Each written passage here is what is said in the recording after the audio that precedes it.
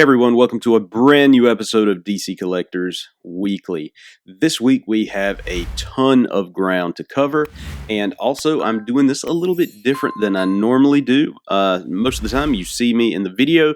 This week you're not. I'm having issues with the lighting, and the past 3 videos I've just not liked it. So I'm going to work on that. You're still going to hear me talking. You're going to see pictures of the newest items that I'm talking about on the screen, so don't fret. You're still going to get me talking whether you like it or not. Okay, so let's get started because we've got a lot of ground to cover. First up, we're going to start with Infinity Studios. They have released images of what I can only describe as just a masterpiece. This is the Justice League Aquaman bust. Now, this is a life-size bust, and it's not made of your traditional resins or things of that nature.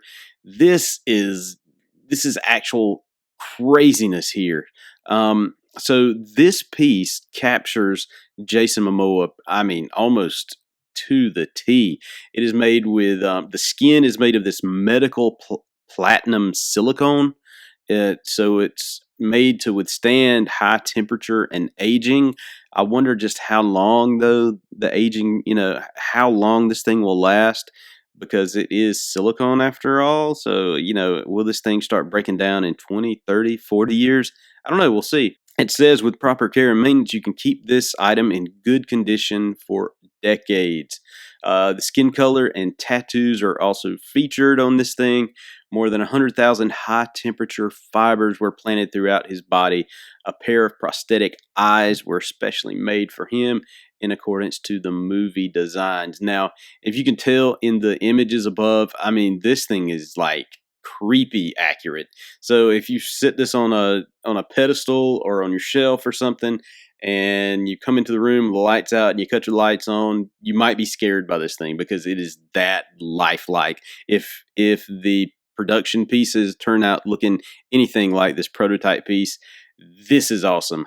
But you're going to pay for awesome too, because this thing, while it's life size, so you're talking Jason Momoa is a big dude. He's like 6'5", 6'6", 6'7", something along that. So just think, life size for him is absolutely huge. This bust is going to cost you $3,700. Yes, 30. You read it right. 3700.00. It's a lot of money. So, you have to have some pretty deep pockets to put down for this one, because this guy he's an absolute beauty. But you're going to pay for him. And I don't believe there is a release date on this just yet. So, but there is fourth quarter 2021. So there you go. You're probably going to have to put a deposit down on this, and you'll be without that deposit until who knows when, the end of 2021. Okay, so Prime One Studio is up next, and we're going to talking about continuing the deep pocket stuff. This is another one. They have just released images for their Injustice 2 Wonder Woman statue. Now, this one is going to be a beast as well. It comes in a regular version and a deluxe version, and all their statues typically come in a regular and exclusive. So this is no big deal here. The deluxe edition has no pants, where you have pants in the first one. She just has her little skirt looking thing on in this one, and bare legs to the knee. For the boots, it comes with an alternate shield, an alternate sword, and a couple of different heads that you can swap out on it. And now there is no release date for this that I have seen yet. No pricing on this. This is a 1/4 scale statue, just like most of their pieces are. And if you're a fan of Injustice 2, you're a fan of Wonder Woman, this might be one of the most perfect statues that you can add to your collection, because she is absolutely awesome looking. I say that about most statues, most of these 1/4 scale statues, and most of them do. Prototype pics look absolutely gorgeous because they're trying to sell you. But I don't know. I've never seen one of these in person, so I don't know what the actual production piece looks like. Here's another high-ticket item. Queen Studios has released images for The Dark Knight, the Joker clown mask. Now, you remember, this is the clown mask that that Heath Ledger's Joker wore at the beginning of The Dark Knight when they went to rob the bank. So he had this on to fool all the other guys who were helping him rob the bank until the very end when he pulled it off, and and that's when he let the smoke go out of the thing there and hopped into the bus and took off down the road. Now, this is a life-size prop replica mask, and there is no information on when this will be released, but if you're a fan of The Dark Knight, you're going to want this. I mean, it looks very much screen accurate. It looks just like it did in The Dark Knight, so if you're a fan of that, you probably want to go check that out as well. So let's slide into some Fisher-Price news, because we don't typically do a lot of Fisher-Price news, but they are releasing this new Batman Epic Showdown set, which is available on Amazon right now for the price of $99.99. And for that $99.99, you get 4 figures. You get a Batman, a Robin, a Joker, and Riddler. And each of those figures comes with a vehicle. Batman, of course, comes with his Batmobile. Robin comes with some sort of Robin helicopter doohickey. The Riddler comes with some sort of hot rod car kind of thing. Got a very 50s vibe to it. And the Joker comes with this monster truck with a big old box on the back of it. Again, this set is currently available on Amazon for $99.99. I don't know if you are a fan of the Imaginext DC Super Friends, but this line of action figures have been consistently putting out, even though they're kid friendly and they look like kiddie toys. They have consistently put out action figures and vehicles and play sets, stuff that I wish we collectors collect 6-inch, 7-inch scale.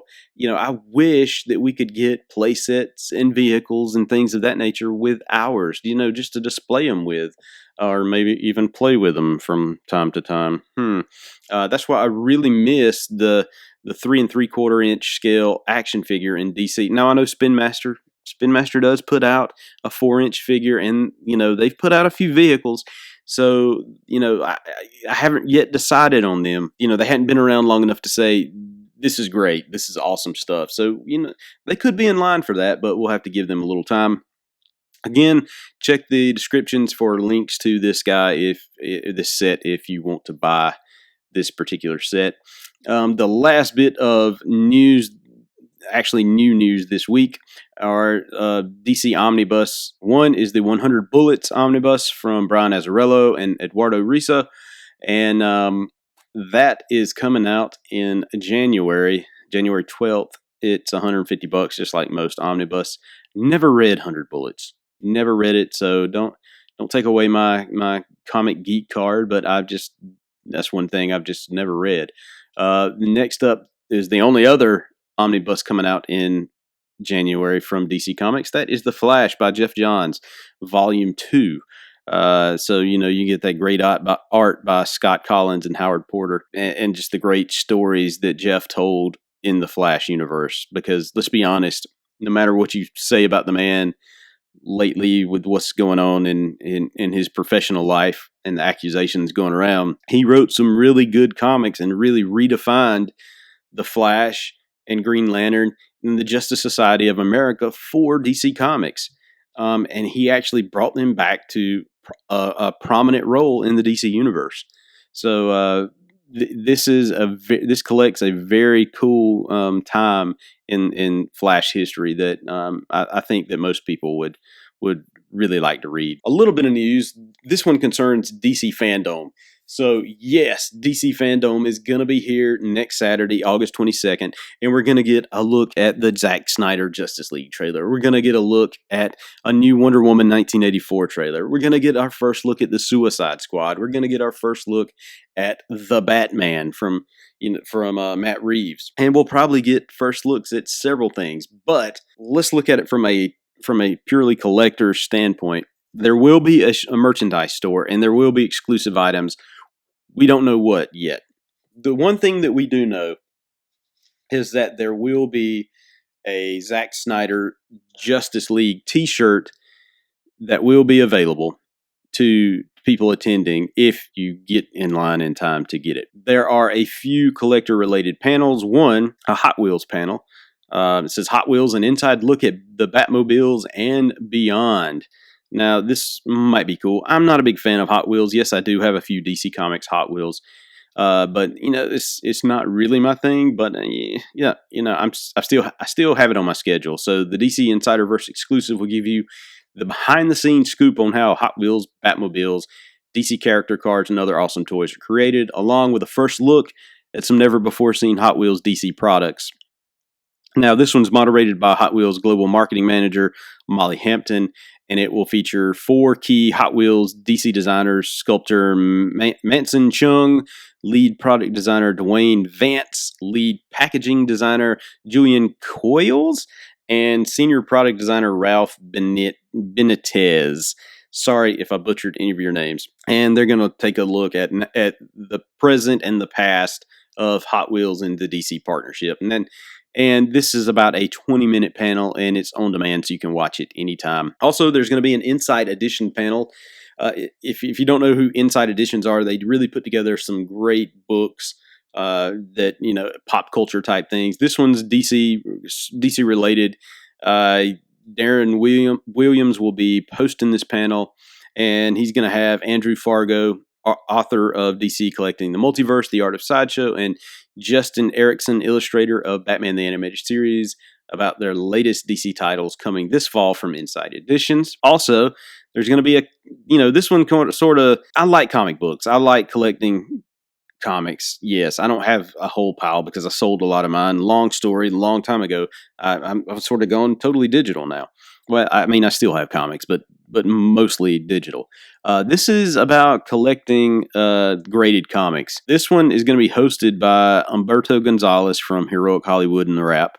He leads a panel of expert collectors, graders, and massive comic book fans who offer knowledge, tips, and insights that'll help you add value and avoid the biggest mistakes in comic book collecting. You're going to see a truly rare comic. I don't know what that would be. Maybe Action Comics #1, Detective 27. I don't know. We'll have to watch the thing and find out. Again, this is 20 minutes and it's on demand.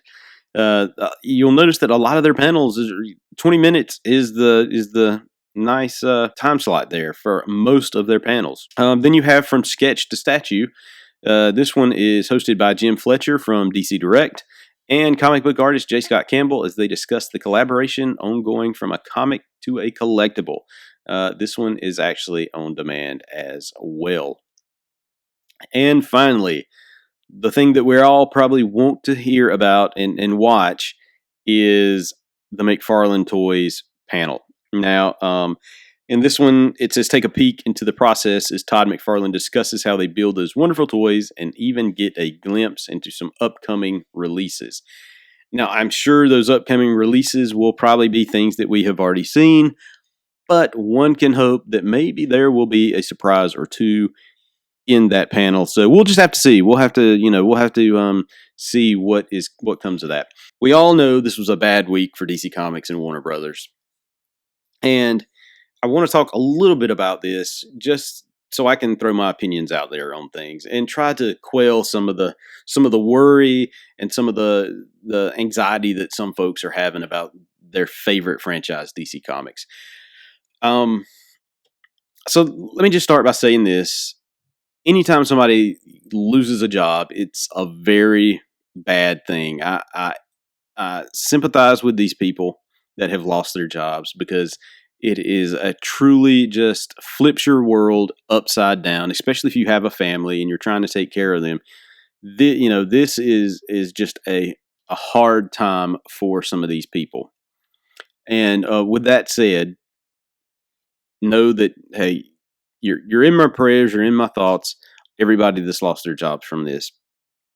Now, from a fan standpoint, and let's be honest, DC Comics is like it's like a sport. It's like football. It's like baseball.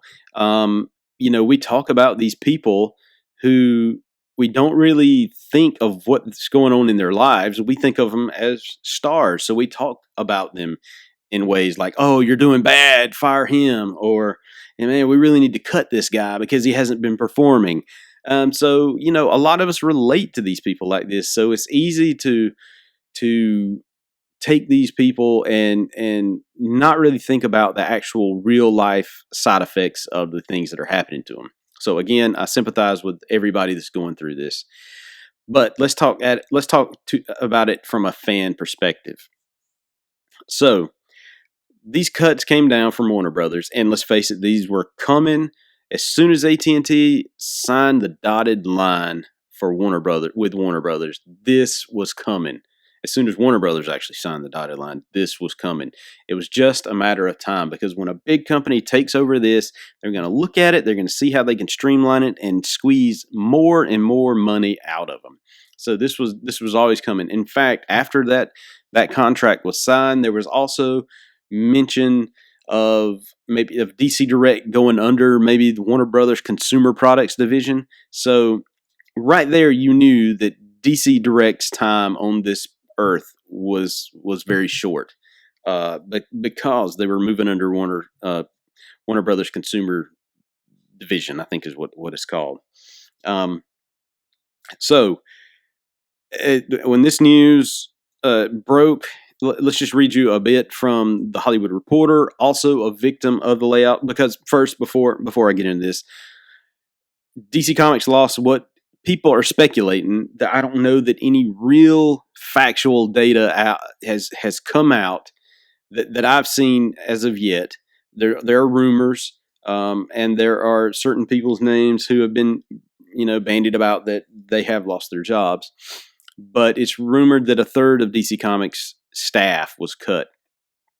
Now, here's what we do know. According to the Hollywood Reporter, also a victim of the layoffs, DC Direct, the company's in-house merchandise and collectibles manufacturer. The division has been shuttered after 22 years. Another move that was rumored when Warner Brothers Consumer Products, as I was talking about, began taking a more active role in DC merchandising. Now, folks, I know a lot of you are fans of DC Direct. I'm a fan of DC Direct, but I've always thought that DC Direct was not necessary. And what I mean by not necessary is, yes, they market their products and they sell their products to a niche market. That is the comic book fan in the comic book store. When's the last time you've been to Walmart or Target and bought DC Direct product? And I know that occasionally, every blue moon, there is a product out on the shelves. Take, for instance, those Batman black and white blind bags from DC Direct. They were in Walmart. I actually saw them in Walmart. Yeah. And then there was one time I heard from a Toys R Us back in in 2002 that a couple of the figures were on the shelves. That's it. So your main way to purchase these guys was through previews, was through Diamond. So you're only going to be able to buy them from niche places. And I include Entertainment Earth. I include Big Bad Toy Store. I include all of those internet sites as niche. Because, now don't get me wrong, you can get it from Amazon. You can get them from Amazon, yes, but not readily like you could from these other places. So I've always thought that they were redundant. They were competing with themselves, because after all, I guarantee you they made more money licensing out the DC Comics brand to other companies and than what they were doing making their own stuff and trying to produce it. And to be honest, a lot of their stuff that they've produced over the years, now they've produced some good stuff, the statues and stuff, there have been some good ones, but there's been paint issues. There have been production issues with some of the figures, coming out of the package, just wonky legs or cheap parts or cheap plastic. And to their credit, they would go out and try to fix it. But more so for the number of pieces that were produced than somebody like, say, Mattel or McFarlane Toys or Spin Master. So the writing has really been on the wall for this company for really a few years now. And like I said, I've always thought that they were redundant, and this is no shock to me whatsoever. That when AT&T bought them, it was kind of, I kind of anticipated within a few years DC Direct would be no more. So what do we do? What do we do with DC Direct? What about all the product that's been solicited? Well, I know some of that product that has been solicited is definitely going to come out. I mean, I just recently reviewed the DC Essentials Deceased Wave One of action figures. Uh, I was sent, um, you know, preview copies or review copies, so I know those are coming out because they wouldn't have review copies if that wasn't far enough in the pipeline that it was about to be shipped out. And let's be honest, they come out in October. I haven't seen Entertainment Earth remove them. I haven't seen Big Bad Toy Store remove them. I haven't seen Big Boy Collectibles remove them. I mean, they're all there. So those are definitely coming out. But what's really telling is the last 3 months, we have not seen solicitations from DC Direct. The last 3 months have been empty. Nothing. No, nada. And what's another thing that's really strange, and I don't know how these two companies work together, or even if they do, but you'll notice that the last 2 months of solicitations, we haven't seen any Diamond Select DC product as well. No DC Comics Gallery statue, no Batman the Animated Series bust. None of that stuff has been solicited. And I've got an email in to them to see what's going on with that. But, there was that big fallout between Diamond and DC a couple of months ago. And since then, I haven't seen any new product being solicited from Diamond along the DC Comics front. And I don't know if those two entities are somehow locked together in some form or fashion. And I could just and I'm speculating here, but it's just a real coinky dink that we haven't seen anything lately, and it both cut off around the same time. So kind of weird. We'll have to see about that. Now, here's some good news from about DC Direct. So Jim Fletcher, who is I think he was like the creative director at DC Direct or something along those lines. He has not been fired. He was not one of the ones let go. In fact, he will keep his job. So there was a lot of speculation as to who was gone, who was going where. Even speculation that Jim Lee was no longer with the company. Well, the Hollywood Reporter again reached out, talked to Jim Lee, and he talked a little bit about what's going on at DC Comics. He's still the publisher, people. When asked what is the future of DC Direct, when we started, we were one of the first companies, if not the first, to go out and create a business that catered to the specialty market. That success has brought in a lot of competitors and a lot of companies that are now in that space. So it's about evolving the model. We want to produce those collectibles and serve those fans, but we will probably shift to a higher price point collectible and more of a licensing model. Keyword, more of a licensing model, working with manufacturers we already work with. From a consumer point of view, there will not be a change or drop off in the quality of work that they are seeing. Behind the scenes, how we create it and how we get it to them is going to change. We still have our principal lead of DC Direct, Jim Fletcher, with the company. He will be showcased in a fun panel with J. Scott Campbell at Fandom. Now, what does this mean? I've been reading this and trying to dissect it as much as I can. From what I'm reading here, it says we'll probably shift to a higher price point collectible. Okay, so I see two scenarios here. One, this higher price point collectible could be some of the stuff that we've already seen that hasn't been solicited yet. It's not going to be made in as many pieces as probably they once thought. So maybe they release it, but at a higher price point, right? That's probably not the case. This is just one of those things I was just thinking out loud to myself just a while ago. The more of a licensing model here. Now, I'm not sure exactly how DC Direct worked. I don't know if they had like in-house sculptors and things of that nature, or if they were just, sculptors for hire. I really don't know. I'm thinking honestly, that it's going to be more of a collaborative thing. So they already have a relationship with Sideshow because Sideshow sells DC Direct products. It will I can't talk. It will probably be something to that effect where Sideshow produces the product, slaps the DC Direct logo on it, and calls it a day.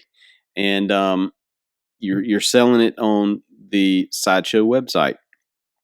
Jim Fletcher probably gets credit for giving Sideshow the ideas, maybe looking over the final pieces, making changes, doing the whole creative art director kind of approach to things, just making sure it lines up with what DC Comics wants to do, or parent company Warner Brothers, or whoever's making those decisions.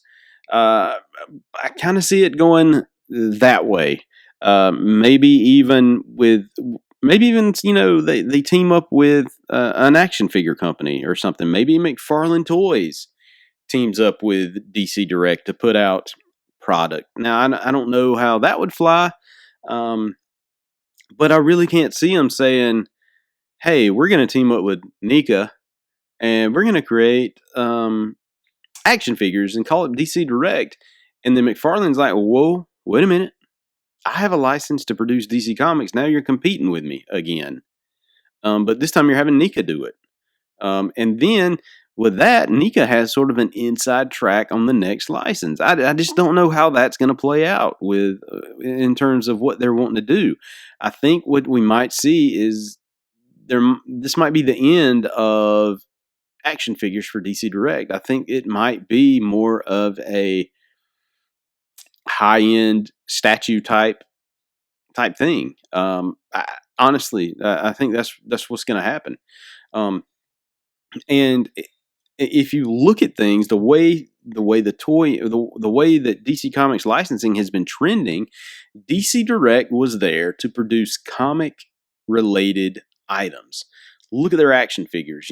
Outside of the DC Essentials, Batman the Animated Series, great. Did bang gangbusters. The Arkham stuff, yes.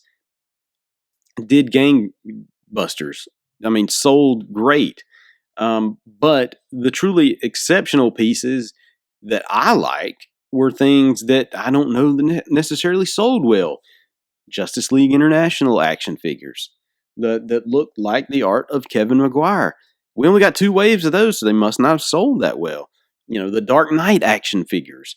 We only got 1 wave of that. Did that sell well? The JLA Classifieds, the stuff based on Ed McGuinness. That did well because we had several waves of those. Maybe I think they may have had to rebrand it a little bit, but those were the comic accurate waves. But now you see with McFarlane Toys is not putting out classic DC Comics characters. No, they're not. They are putting out stuff based on recent DC comic books. Look at their lineup so far. Everything is modern versions of these characters. Superman, Action Comics 1000. Batman, Detective Comics 1000. The Hellbat suit. The Superman armor suit. All from recent and the last 5-6 years worth of comics. Arrow from the from the Arrow TV series. Who else? Nightwing. Better Than Batman. That was a Rebirth title. Look at Wonder Woman. Of course, Wonder Woman 1984. Those are going to be there. And the recent stuff that McFarlane has shown, the death metal stuff, they are really pushing the new DC comic stuff. And why? Because I think Warner's wants that synergy. They want toys that promote things that DC is currently doing. Injustice 3 comes out. I guarantee McFarlane Toys makes Injustice 3 figures. Why not? I guarantee you that there's going to be more of a push by DC and its licensing partners to make things that are synergistic, is that a word, with the things that they're putting out at the time, whether it's movies, TV, video games, or comics. Yes, comics. Now, Spin Master is a totally different entity. It's putting out an evergreen line of DC Comics toys for kids. So I get that.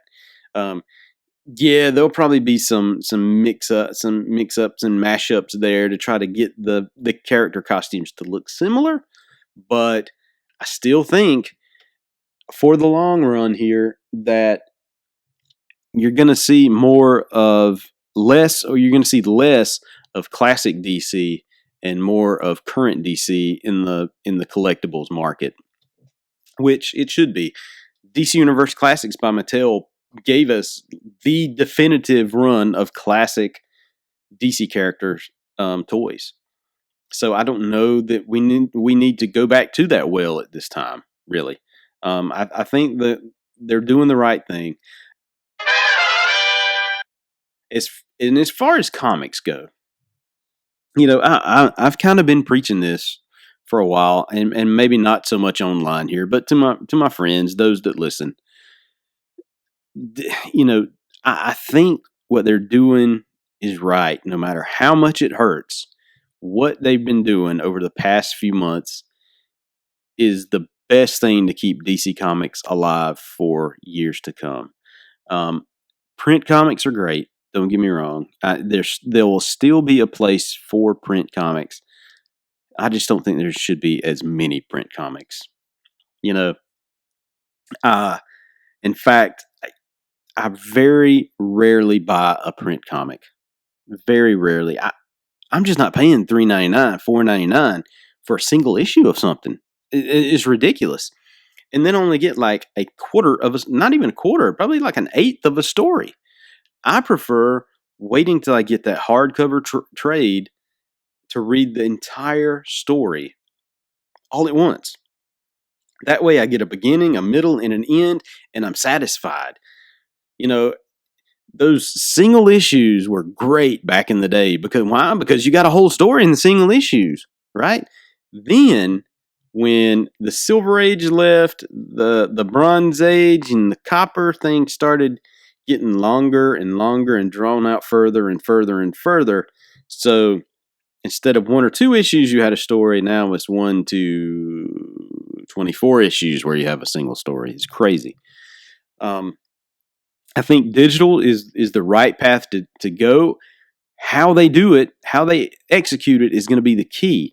I just don't see people paying $3.99 for a digital comic. It's baffling to me why they would do that. I mean, if it's digital, you don't have the print cost. Knock it down. Put it down. Let these things be 99 cents a pop so they can pull them up on iTunes or on the Google Play Store, and kids are more likely to hit boop, buy now, 99 cent, boop, boop, boop. And they can buy, and if they like one, you got them hooked because they like another one, 99, 99. Before you know it, they've already spent $20-$30 in 1 month. That's the way to do it. That's the way to do it, in my opinion. And to be honest, the people that they've cut, if they've truly cut 1/3 of their staff, you're not going to have the production output that you had before this. There's no way in the world. And that's why with this last round of solicitations, you saw finale after finale after finale of stories. I don't think a lot of these titles are coming back, nor do I think they should. In all honesty, in my perfect world, you would have Action Comics. This is the print editions now. You would have Action Comics. You would have Detective Comics. Batman is hot. You may have Batman as a regular thing. Justice League. You got to have the team up book. Wonder Woman, Green Lantern, The Flash, Aquaman, maybe. Aquaman, I just don't know. I don't know about that. But Flash and Green Lantern, yeah. And then you have just a catch-all book. Maybe a third Batman book, but maybe similar to Batman Brave and the Bold. where you have Batman teaming up with some character, each month. So, you have less than 10 print comics a month. And guess what? You'll have a dedicated fan group who can buy all 10 and stay connected going on with the story. Now, in digital, yes, do more digital comics. Do it cheaper though. So that way you're not competing with the comic book store. Maybe you're not putting the comic book store out saying, yeah, okay, we're selling you the print copy, but we're selling the digital copy for like $3 less. This way, you win. There is no print version unless the digital version does extremely well. Then they say, okay, we'll produce this in this limited edition print run, right?